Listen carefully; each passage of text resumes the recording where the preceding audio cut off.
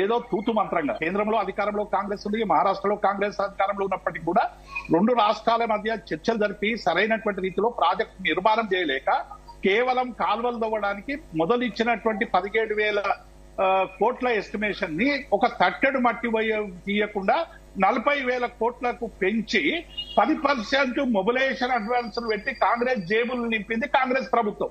దాన్ని ప్రజల ఆకాంక్షలకు అనుగుణంగా రిడిజైన్ చేసి 16 టీఎంసీలను 160 టీఎంసీలకు డిజైన్ చేసి భవిష్యత్ అవసరాలను దృష్టిలో పెట్టుకుని చేసేటువంటి ప్రయత్నం మేము చేసినాం.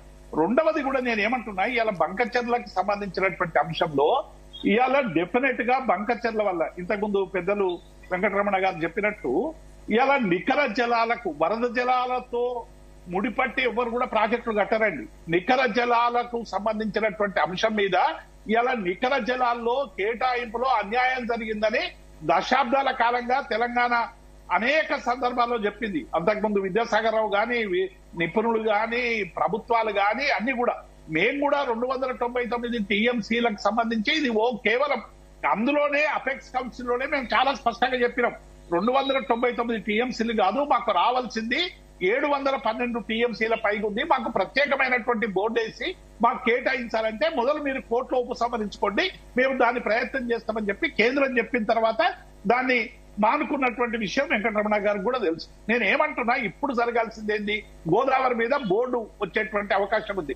కేసీఆర్ గారు చాలా ప్రయత్నం చేసి సెక్షన్ 3 సంపాదించి ఇవాళ కేటాయింపులకు అవసరమైనటువంటి ఒక ప్రాతిపదికను వేసిండు. ఇవాళ గోదావరి మీద బోర్డు ఏర్పడుతున్నటువంటి సందర్భంలో బోర్డు ఏర్పడక ముందే ప్రాజెక్టులు కట్టుకుని హక్కులు సంపాదించుకోవాలని ఇవాళ ఆంధ్రప్రదేశ్ ప్రభుత్వం ప్రయత్నిస్తా ఉన్నది. దీన్ని అన్ని రాజకీయ పార్టీలు అతీతంగా నాకు రావాల్సినటువంటి వాటాను సంపాదించుకోవాల్సినటువంటి అవసరం ఉంది. ఇలా రేవంత్ రెడ్డి నాకు 500 ఇచ్చి 1000 ఇచ్చి మీరు ఏమైనా చేసుకోండి అంటే ఆయనకి ఎవరు ఇచ్చిండండి అధికారం?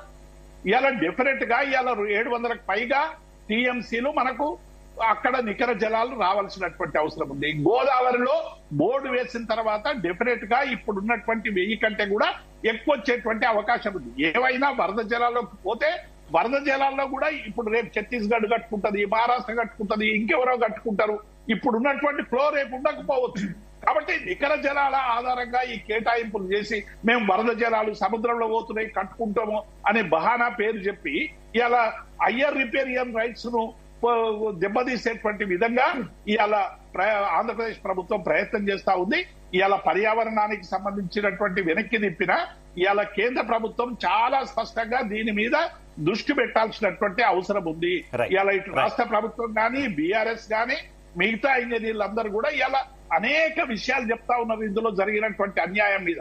కాబట్టి ఈ అన్యాయాన్ని సవరించే విధంగా ఇవాళ ఒక ఫైట్ జరగాల్సినటువంటి అవసరం ఉంది. ఆ ఫైట్ లో బీఆర్ఎస్ పార్టీ డెఫినెట్ గా ఉంటది. మేము ఆనాటి నుంచి ఈనాటి వరకు తెలంగాణకు ట్రిబ్యునల్లో కేటాయింపుల అన్యాయం ఈ 299 కాదు 712 కావాలి, గోదావరి మీద కూడా ఇలా బోర్డు వేసేటువంటి అవకాశం వచ్చింది. కాబట్టి వీటిని స్పీడప్ చేసి బోర్డు వచ్చినాక ఇప్పుడు బోర్డుల నిర్ణయాన్ని కోర్టు కూడా చేయలేదండి, సుప్రీం కోర్టు కూడా తేల్చలేదు. మళ్ళీ తేల్చాల్సింది ఈ ట్రిబ్యునల్సే తేల్చాలి.